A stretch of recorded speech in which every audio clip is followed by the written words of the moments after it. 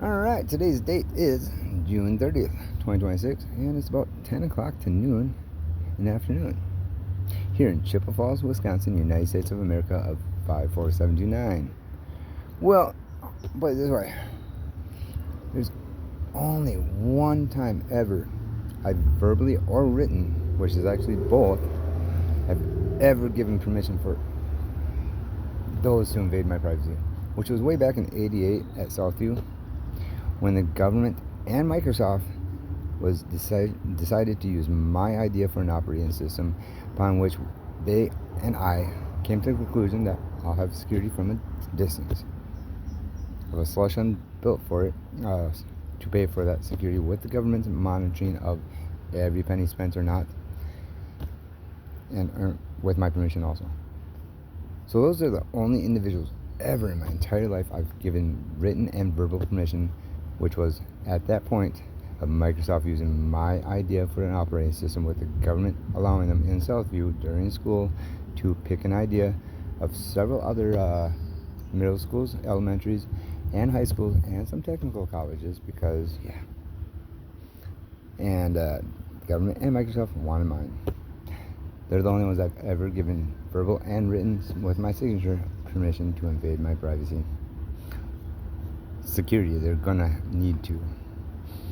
So let's see here.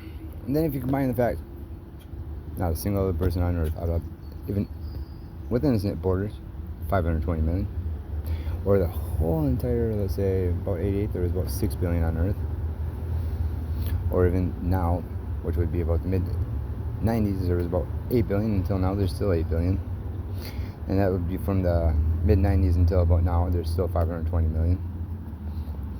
Not a single other person have ever verbally or with my signature given permission to invade my privacy. So I mean, all that have are performing treason. And if they do it towards any of you, that is called, without your written permission or verbal permission, directly to them, that is called treason that they do towards you. Anyone that does it towards you, of that stock, maybe, especially of this soil, as American with that label. Because it's invasion of privacy, that's treason. If they don't have written or verbal direct permission to do so. Anyways, so those are the only people back in like '88 at Southview again of in my entire life ever given that kind of permission to follow me around. I've given permission for like housing, to look into like my bank accounts and my payee with my disability. The only place I had ever as an adult was as a young adult, starting at 13268 40th Avenue, apartment 97, Chippewa Falls, Wisconsin 54729. Upon which walking away from it because I was verbally defending myself, verbally defending our founding fathers and the Constitution of our freedoms and rights, and verbally defending others that are getting harmed because people want to perform treason and stalk me. Still to this day, I've been doing it actually since birth, is verbally telling everybody, you're performing treason, it has consequences within the founding documents, and read up on them.